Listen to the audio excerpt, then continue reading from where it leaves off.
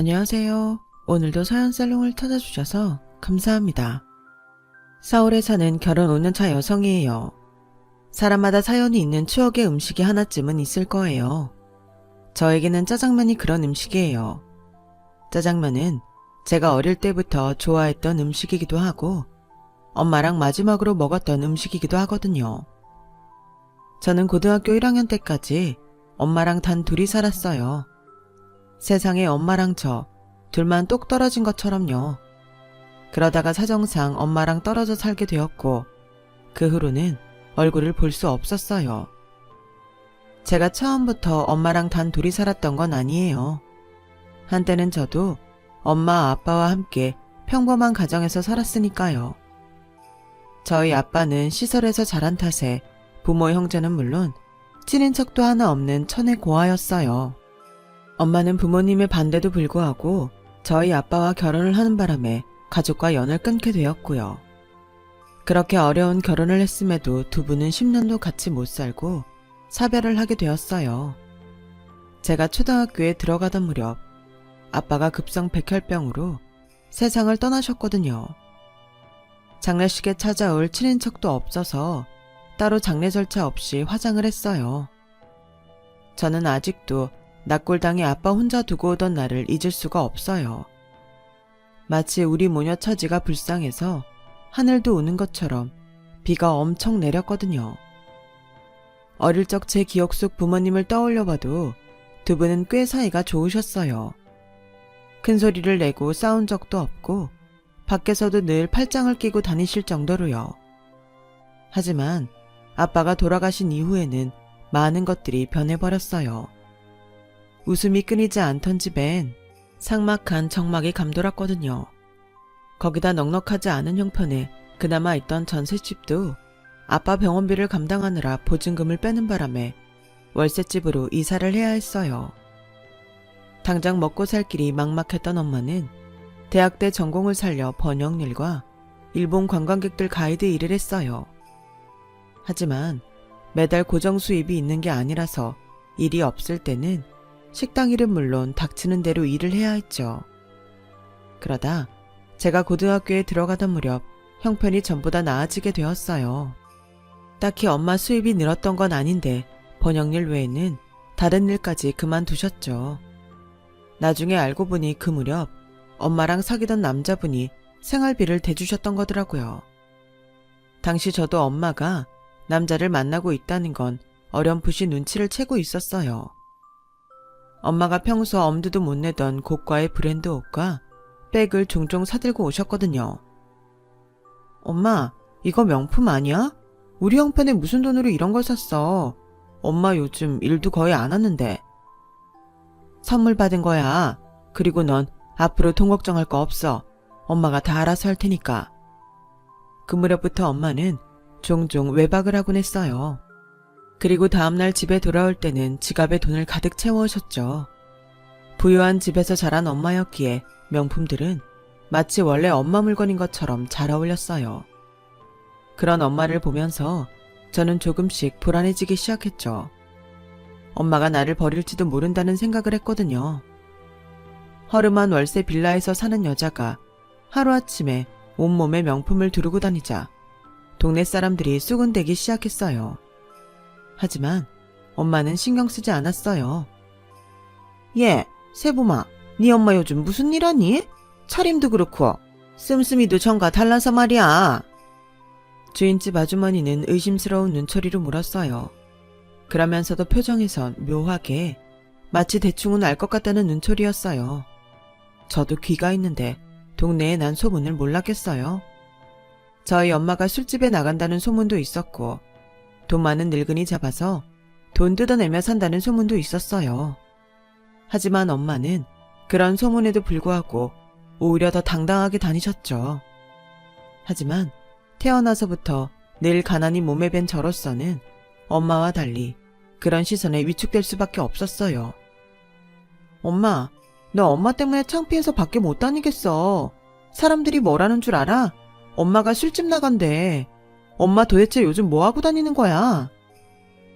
뭐라는지 알면 네가 뭘 어쩔 건데? 사람들 말이 뭔 상관이야? 나만 당당하면 그만이지. 쓸데없는 소리 하지 말고 넌 공부나 열심히 해.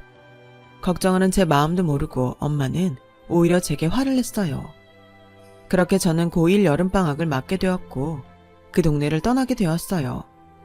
이사를 간 곳은 어이없게도 조그마한 원룸 오피스텔이었어요. 엄마랑 제가 살기엔 턱없이 좁은 집이었죠. 이사 오기 전에 엄마가 살림 대부분을 버리거나 처분하는 걸 보고 이렇게 다 버리면 이사 가서 뭘 쓰려고 그러나 생각했는데 이런 집으로 오려고 그랬나 봐요. 그래도 한편으로는 다행이다 싶었어요. 엄마가 남자랑 헤어진 줄 알았거든요. 이제 엄마가 예전처럼 돌아가게 됐구나 생각했었죠. 그런데 제가 잘못 알았더라고요. 짐을 정리하는데 엄마 물건이 하나도 없는 거예요. 옷도 신발도 제 것뿐이었어요. 한참 짐 정리를 하던 엄마가 나직한 목소리로 그러더군요. 세봄아, 오늘부터 여기서 너 혼자 살아야 돼. 전학수속은 엄마가 이미 다 해놨으니까 월요일부터는 옆에 있는 고등학교로 등교해. 생활비는 엄마가 매달 계좌로 보내줄게. 엄마는? 그럼 엄마는 어디서 사는데? 그건 나중에 얘기해 줄게. 너무 황당해서 눈물이 뚝뚝 떨어졌어요. 엄마가 언제고 나를 버릴지 모른다는 생각은 했지만 진짜 그날이 오니까 화도 못 내겠더라고요. 그저 혼자 살아야 한다는 말에 막막하고 가슴이 철렁할 뿐이었죠. 하지만 내색은 하지 않았어요. 그래봤자 달라질 것도 없고 이미 모든 게 결정된 후였으니까요. 아무래도 엄마랑 사귀는 분이 나랑 함께 살기 싫다고 했나 보다 하고 막연히 생각할 뿐이었죠. 이사도 했으니까 세봄이 좋아하는 짜장면 시켜 먹을까? 엄마는 애써 밝은 목소리로 말했어요. 마음대로 해. 난 아무거나 상관없으니까. 그날 엄마와 저는 새로 이사간 집에서 모녀간의 마지막 식사를 짜장면으로 했어요. 평소에는 시키지 않던 탕수육도 하나 시켰죠.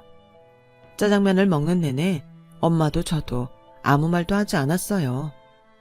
그렇게 마지막 식사를 끝내고 엄마는 현관문을 나섰어요. 그게 제가 본 엄마의 마지막 모습이에요. 엄마는 가끔 제게 전화를 해왔어요. 통화 시간이라고 해봐야 5분을 채 넘기지 않았어요. 고등학교 졸업을 축하한다. 대학에 붙었다니 기특하다. 아픈 데는 없냐? 정도의 일상 안부를 묻는 통화가 끝나곤 했죠. 제게 미안해서 그랬는지 더 많은 걸 묻지 않았어요.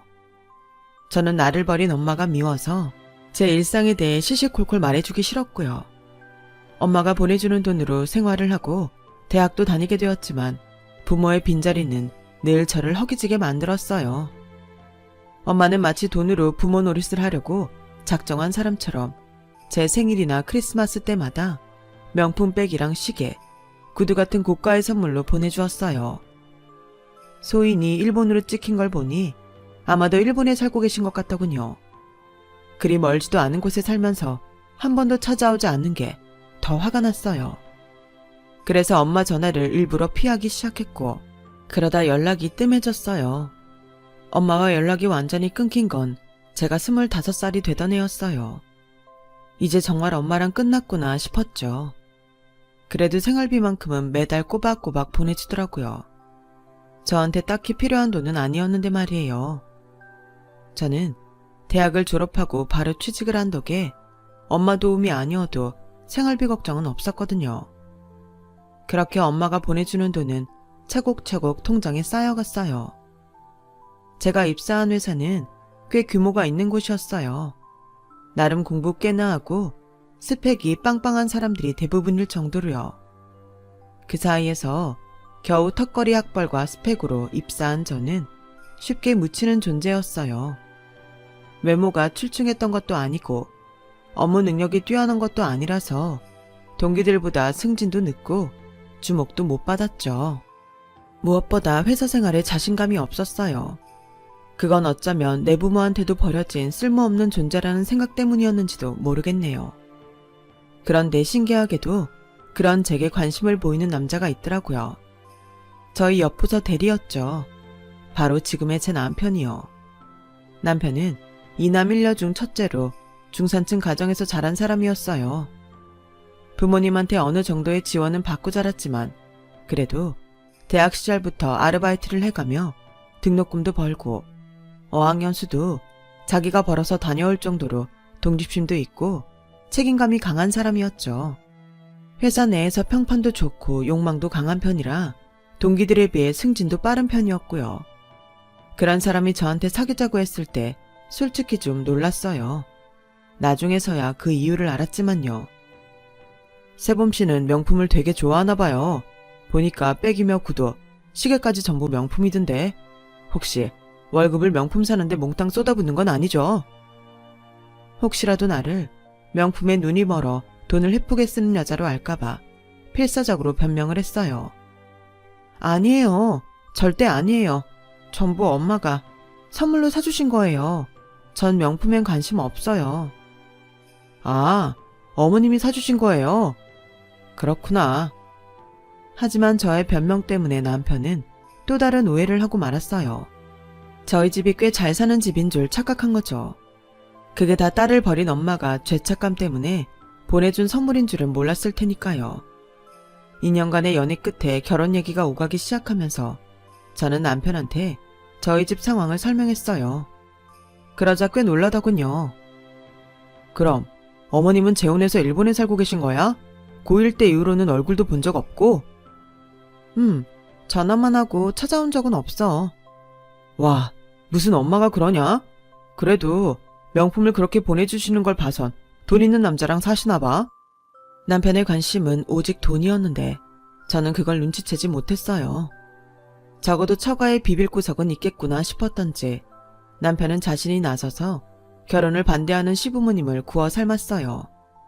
하지만 결혼식 문제로 다시 한번 시부모님의 타박을 들어야 했지만요. 저희 쪽 가족이 없는 관계로 결혼식을 가족들끼리 조촐하게 치르기로 한 게 화근이었죠. 특히 시어머니한테요. 세상에, 그간 뿌린 돈이 얼만데 한 푼도 회수를 못하게 해. 예, 새아가, 이건 좀 너무 심한 거 아니니? 아무리 부모가 없어도 그렇지 친척도 하나 없다는 게 말이 되냐고. 네 부모님은 하늘에서 뚝 떨어졌다디? 저는 아빠가 고아였다는 걸 굳이 알리기 싫어서 묵묵히 시어머니 짜증을 듣고만 있었어요. 그러자 남편이 저 대신 나서더군요. 엄마, 이미 결정 난 일 가지고 이 사람 힘들게 좀 하지 마세요. 친인척 없는 게 이 사람 잘못은 아니잖아요. 내가 언제 힘들겠다고 그러니? 명색이 장남인데 이런 식으로 식을 올리는 게 속상해서 그러는 거지. 아, 속상해서 정말. 그렇게 불편한 분위기에서 인사를 마치고 나오자 눈물이 핑 돌더라고요. 그동안 부모님이 없어서 외롭기는 했어도 창피하지는 않았어요. 제 노력으로 바꿀 수 없는 결과였으니까요. 그런데 그날은 솔직히 많이 창피하더라고요. 차라리 돈을 주고 가짜 친인척을 사서 식장에 앉혔으면 나을 뻔했다 싶을 정도로요. 그래서 남편한테 그 말을 했더니 됐어. 걔한테 돈 쓸 거 없어. 그깟 결혼식 해도 그만 안 해도 그만이야. 남편은 이번 일도 자신이 알아서 해결하겠다며 제 어깨를 토닥여 주었어요. 저는 그게 저를 사랑하는 남편의 마음이라고 생각했어요. 자신의 부모님과 대립을 하면서도 끝까지 저를 지켜주려는 마음이요. 그게 돈 때문이라는 사실은 꿈에도 모른 채 말이죠. 신혼집은 남편과 제가 전세대출을 받아서 마련했어요. 혼수랑 예단비는 그동안 엄마가 보내주셨던 돈을 안 쓰고 모아둔 걸로 해결했고요. 덕분에 부모님은 없었어도 남들 하는 만큼은 결혼 준비를 해갈 수 있었죠. 결혼하고 2년간은 그래도 별 탈 없이 지낼 수 있었어요. 명절이며 집안 행사 때 시부모님한테 싫은 소리 조금 듣는 것 빼고는 말이에요. 그런데 시동생이 결혼을 하면서 상황이 악화된 거예요. 시부모님이 사사건건 온전한 가정에서 자란 동서와 저를 비교하기 시작했거든요. 거기다 동서 친정에서 시동생 사업자금을 대주자 그동안 제 편에 서 있던 남편도 조금씩 흔들리기 시작했어요. 이번에 형식이 처가에서 사업자금 대주는 거 보니까 솔직히 부럽긴 하더라. 직장생활하는 남자들 로망이 내 회사 차리는 거 아니겠어? 나도 사업자금 대줄 사람만 있으면 당장 잡혔을 텐데. 당신도 알잖아, 내 실력. 내가 관리하는 거래처만 끌고 나와도 내 연봉의 3-4배는 벌걸. 그러고 보면 형식이가 딴 건 몰라도 처복이 있긴 한가 봐. 처가 없는 내 입장에선 무지하게 부럽다. 밥을 먹으면서 남편이 한 말에 저는 괜히 가슴이 철렁했어요. 이제 남편한테까지 동서랑 비교를 당하면 어쩌나 걱정이 됐거든요. 아니나 다를까 시동생이 회사를 차리자 남편은 하루가 멀다 하고 창업 얘기를 꺼냈어요. 여보, 이제 그 사업 얘기 좀 그만해. 없는 친정을 만들어줄 수도 없고 나보고 어쩌란 말이야. 당신 내 사정 모르고 결혼한 거 아니잖아. 아, 누가 뭐래. 그냥 부러워서 그런다. 부럽다는 말도 못하냐? 에이씨. 결국 그 일로 우리 부부는 싸움까지 하게 됐고 부부 사이도 소원해졌어요. 그랬던 우리 부부가 다시 전처럼 가까워진 건 다름 아닌 제 임신 소식이었어요. 임신했다고?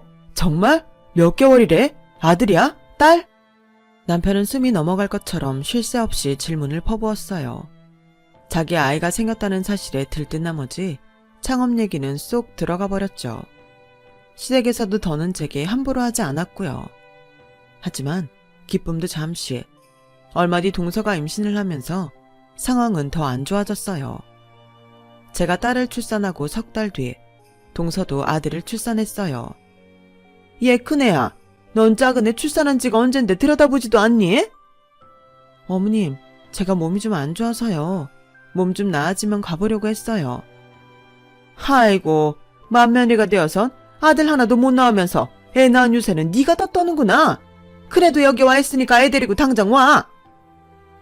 출산 후 이어진 육아에 회사 복귀를 앞두고 무리하게 몸을 만드느라 몸살이 났는데도 어머님은 기어이 저를 동서가 있는 산후조리원으로 불렀어요.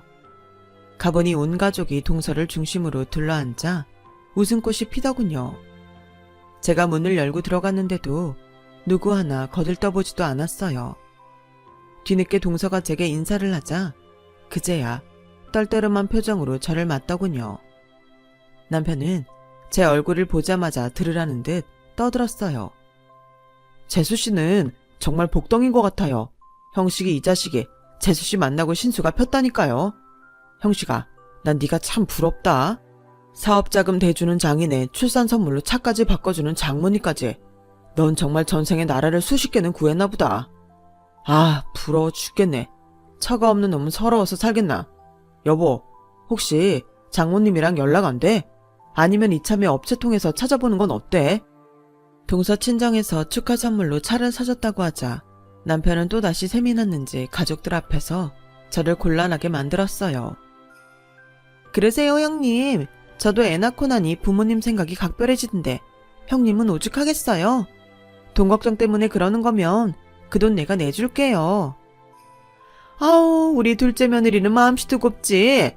이런 애가 맏며느리로 들어왔어야 집안이 사는 건데. 다들 꽃받침을 하고 동서를 바라보며 칭송을 이어갔어요. 반면에 저는 손아래 동서만도 못한 맏며느리가 되었고요. 그날 집으로 돌아오는 차 안에서 저는 남편한테 화를 냈어요. 당신 정말 왜 이래? 왜 내 친정 얘기를 거기서 하냐고. 뭐가 어때? 다 가족인데. 그리고 잘 됐잖아.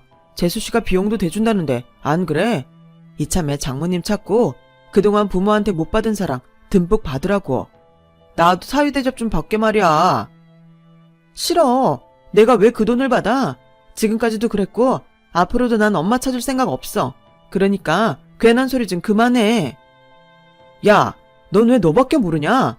내 친구 중에 처가덕 못 보고 사는 놈은 나밖에 없어. 너도 종석이 알지? 그 자식 이번에 40평대 아파트로 이사 간다더라. 처가에서 해줬대. 유산으로 남겨주면 세금 많이 뗀다고 장인이 미리 손 줬다더라. 동생의 친구의 죄다 처가덕으로 재산 불리는데 난 뭐냐? 장모가 두는 시퍼렇게 뜨고 살아있는데도 돈은커녕 씨암탉도 못 먹는 게 말이 되냐고. 차라리 네가 고아였으면 내가 진작 마음이라도 비웠지. 일본에 멀쩡히 살아있으면서 왜 쌩 까고 사냐고. 딸년한테 명품백 보내줄 마음이 있는 사람이면 사위한테 이러면 안 되지. 암튼 난 포기 못하니까 그렇게 알아둬. 남편은 잊지도 않은 사위 대접을 받겠다고 잔뜩 벼르고 있었어요. 결혼 전에는 몰랐지만 처가덕을 바라는 남편의 마음을 알아버린 지금에서는 내 친정 엄마를 찾아주겠다는 말이 곱게 들리지만은 않았어요. 그래서 몇 번을 반대했는데 남편은 저도 모르게 기어이 저희 엄마를 찾겠다고 업체에 의뢰를 했던 모양이에요. 몇 달 뒤 육아휴직을 끝내고 회사에 복직해 있는데 모르는 번호로 전화가 왔더라고요. 저희 엄마를 찾았다는 업체의 연락이었어요. 모친께서 많이 위독하신 모양입니다. 자세한 정황과 일본 주소는 파일 첨부해서 남편분 이메일로 보내드릴게요. 말로는 궁금하지 않다고 해왔지만 엄마가 많이 아프다는 소리에 손끝이 떨렸어요. 비록 나를 버리고 간 엄마지만 부모 자식 간의 정이 묻살듯 한 번에 끊어지는 게 아니니까요. 그날 밤 집에 돌아온 남편은 이메일에 첨부된 문서를 프린트해 제게 건네주었어요. 그리고는 빨리 일본에 다녀오라고 닥달을 해댔죠. 거기 상황이 어떤지 모르니까 하루빨리 가서 장모님한테 받을 게 있나 살펴봐. 당신 버리고 간 엄마가 믿겠지만 그래도 받을 건 받아야지. 결국 저는 남편이 부랴부랴 구해준 비행기 티켓을 들고 엄마가 입원해 있는 병원으로 갔어요. 도착해보니 가족들은 없고 간병인만 곁을 지키고 있더라고요. 엄마는 제 얼굴을 알아보시곤 말도 못한 채 눈물만 흘리셨어요. 울지 마. 엄마가 왜 울어? 울 거면 내가 울어야지. 딸 버리고 간 엄마가 무슨 염치로 우냐고. 나 평생 엄마 미워하고 괴롭힐 거야. 그러니까 다 죽은 사람처럼 누워있지 말고 얼른 나와서 일어나. 그래서 평생 나한테 못된 엄마라고 괴롭힘 당하고 살라고. 뼈만 앙상하게 남은 엄마가 가여웠지만 그래서 더 모진 말을 퍼부어댔어요. 엄마는 연신 미안하다며 눈물만 흘리셨죠. 한참을 울고 소리치던 우리 모녀는 진정이 되자 지난 얘기를 이어갔어요. 엄마는 힘겨워하면서도 그간 제가 몰랐던 얘기를 해주셨어요. 일본에서 재혼한 제일교포 사업가와는 이미 몇 년 전에 이혼을 했다더군요. 이혼 사유는 저 때문이었어요. 엄마가 남편 몰래 매달 제게 돈을 보낸 데다 남편한테 선물 받은 명품들을 저한테 보냈던 게 걸려서 손찌검까지 당하고 살았던 모양이에요. 그래도 어떻게든 꾹 참고 살려고 했는데 남편이란 사람이 바람이 나서 결국 이혼을 하게 된 거였죠. 이혼 후에 저를 찾아 한국에 왔지만 제가 결혼을 했다는 소식을 듣고 혹시라도 자신 때문에 제가 힘들어질까 싶어 먼발치에서 바라보다 돌아가시곤 했다더군요. 한국으로 돌아오려고 신변 정리를 했지만 하필 그때 암에 걸렸다는 사실을 알게 된 거예요.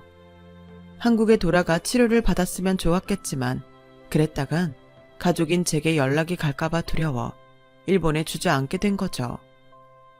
이미 암세포는 전이 될 대로 되어서 손을 쓸 수도 없는 상황이었어요. 저는 의료진과 말도 통하지 않는 상황이라 발만 동동 구를 뿐이었죠. 다행히 엄마 병실과 같은 층에 제일교포 아주머니가 계셔서 그분 도움으로 엄마의 상태를 전해드릴 수 있었어요. 그렇게 엄마 곁을 지킨 지 일주일도 안 돼서 엄마는 세상을 떠나셨어요. 혼자 힘으로 엄마 시신을 한국으로 모시고 올 수가 없어서 난감해서 남편한테 전화를 했더니 대뜸 유산은 받았냐는 소리를 하더군요. 당신 지금 그걸 말이라고 해? 아무리 당신이 돈에 미쳤다고는 해도 우리 엄마가 죽었다는데 돈 얘기부터 할 수가 있냐고. 유산 그런 거 없어. 그러니까 그딴 건 꿈도 꾸지 마. 정말? 정말 한 푼도 없어? 부잣집에 시집 갔다며. 아무리 이혼을 했어도 위자료로 담아면 얼마라도 줬을 거 아니야. 그런 거 없어. 없다고. 나 여기서 혼자 어떻게 해야 할지 모르겠어. 시신을 가져갈 수 없어서 여기서 장례를 치러야 할 것 같은데 당신이 좀 도와줘. 그랬더니 남편이 화를 내는 거예요. 재수없게 죽은 사람 시신을 왜 가져와. 그냥 거기서 화장해. 그리고 나 골프 약속이 잡혀서 나가봐야 되니까 당신이 알아서 해. 매정하게 전화를 끊는 남편 목소리에 그제야 정신이 확 들더군요. 이 인간과 나는 더 이상 부부도 뭐도 아니라는 걸 새삼 깨달았죠. 정신이 확 들고 나니 더는 눈치 볼 게 없더라고요. 그래서 교포 아주머니 도움을 받아 엄마 수첩에 적힌 엄마의 전 남편한테 전화를 걸었어요. 엄마의 부고를 전했더니 바로 병원으로 달려와 주셔서 병원비 수납과 장례식까지 도움을 받을 수 있었어요. 엄마 일은 유감이라며 자기 잘못이 크다고 하더군요. 자식까지 버리고 온 여자한테 자기가 너무 매정하게 했다고요. 이혼할 때 엄마 앞으로 해준 집이 있으니 그걸 정리해서 제게 돈을 보내주겠다고 했어요. 저는 분명히 안 받겠다고 했는데 중간에서 통역을 해주신 교포 아주머니가 당신 마음대로 받겠다고 했던 모양이에요. 이봐요, 애기 엄마. 이왕 이렇게 된 거 그냥 받아요. 엄마가 딸까지 두고 여기 와서 살며 받은 돈이잖아. 엄마도 애기 엄마가 받길 바랄 거야. 엄마 목숨값을 받는 것 같아서 치떨리게 싫었지만 교포 아주머니 말을 듣기로 했어요. 그래서 제 계좌번호를 적어주고 엄마 유골과 함께 한국으로 돌아왔어요. 남편은 엄마 유골함을 보자마자 재수없다며 가져다 버리라고 소리쳤어요. 미쳤냐? 누가 유산 받아 그랬지? 얼굴도 모르는 사람 뼈가루 들고 그랬냐고. 이러라고 나 일본 보낸 거 아니었어? 애초에 내가 받을 돈 없다고 했는데 등 떠밀어 보낸 사람은 당신이야. 그리고 얼굴도 모르는 사람? 그래, 얼굴도 모르는 사람인데 돈은 왜 받아오라고 그랬어? 나 우리 엄마 유골 절대 못 버리니까 싫으면 당신이 나가. 결국 그 일로 남편과 저는 심하게 다퉜고 그 과정에서 남편은 제게 손찌검까지 했어요. 안 그래도 남편한테 마음이 멀어졌던 저는 이혼을 하기로 결심했죠. 시댁에서조차 달가워하지 않는 제 딸은 제가 키우기로 했고 집과 재산은 반씩 나누기로 했어요. 어차피 처음 결혼할 때부터 반반 부담에 장만한 집이니까요. 거기에 매달 80만 원씩 아이 양육비를 받기로 했어요. 그렇게 이혼 서류 접수를 하고 조정기간이 막 지난 차에 통장으로 20억에 가까운 거액이 들어와 있더라고요. 일본에서 보내온 돈이었어요. 남편놈이 그 사실을 알고는 재결합하자며 저를 회유하기 시작했어요. 생각해봐. 당신 혼자 애를 어떻게 키워? 우리 애를 아빠 없는 애로 키울 생각이야. 당신도 그렇게 살아봐서 알잖아. 그러니까 우리 다시 합치자. 아직 집도 안 팔았고 살림 정리도 안 했으니까 우리 마음만 다잡으면 되잖아. 아참, 그리고 우리 앞으로는 장모님 제사도 지내자. 내가 과일이랑 생선은 최고급으로 사서 올릴게. 남편은 20억이란 소리에 세상을 다 가진 사람처럼 들떴어요. 정작 저는 이혼을 철회하겠다는 말은 하지도 않았는데 말이죠. 그리고 그날 밤 남편은 밤늦도록 컴퓨터 앞에 앉아 뭔가를 찾고 있더라고요. 다음날 남편이 출근을 하고 난 뒤 포털 사이트 검색창에 검색 이력을 확인했더니 차를 알아봤더라고요. 그런데 웃긴 건 뭔지 아세요? 그 차가 자기 부모한테 줄 선물이었다는 거예요. 회사에서 일하고 있는데 시어머니가 유산받게 된 거 축하한다고 전화를 했더라고요. 큰 며느라, 이게 무슨 횡재니? 생각지도 않았던 유산을 20억씩이나 받다니. 네 엄마가 엄마 노릇은 못했어도 최소한 양심은 있는 사람인 모양이다. 그러니 그 돈을 주고 가지. 그네한테 들으니 유산받은 기념으로 우리한테 차 뽑아준다고 했다며? 고마워서 내가 몸둘 바를 모르겠다. 나 참, 떡 줄 사람은 생각도 없는데 지들끼리 김치국부터 마시고 있더니 기가 차더라고요. 어머님, 그런 일은 없을 거예요. 우린 이미 이혼했고요. 조만간 집 팔리면 재산 분할까지 마칠 거예요. 그러니까 차를 받으시려거든 이혼한 아드님한테 받으세요. 그리고요, 나이를 드셨으면 어른 흉내라도 내고 사세요. 적어도 부모 잃은 사람한테는 위로 먼저 하는 게 예의예요. 어머님이 이러니 아들이 그 모양이죠. 암튼 전 어머님 아들이랑 이제 남남이니까 앞으로는 저한테 전화도 하지 마세요. 아셨어요? 정말 끝까지 인간의 치졸한 모습을 고스란히 보여준 남편과 그 가족 때문에 손톱만큼의 미련 없이 이혼을 할 수 있었어요. 이혼 후 저는 회사를 그만두고 20평대 아파트로 이사를 했어요. 그곳에서 아이가 자랄 때까지 몇 년간은 육아에 전념할 생각이에요. 엄마가 남겨주신 유산으로 딸과 함께 행복한 미래를 꿈꿔볼 생각입니다. 비록 한때는 세상에 혼자 버려진 것처럼 외롭게 살았지만 이제는 제 딸아이가 있어서 더는 외롭지 않을 것 같네요. 지금까지 제 사연을 들어주셔서 감사합니다. 모두들 건강하시고 희망찬 일들이 가득하시길 바라겠습니다. 여러분, 사연 댓글에 응원과 현명한 조언 부탁드려요. 좋아요와 구독은 저에게 큰 힘이 됩니다. 오늘도 좋은 일 가득하세요.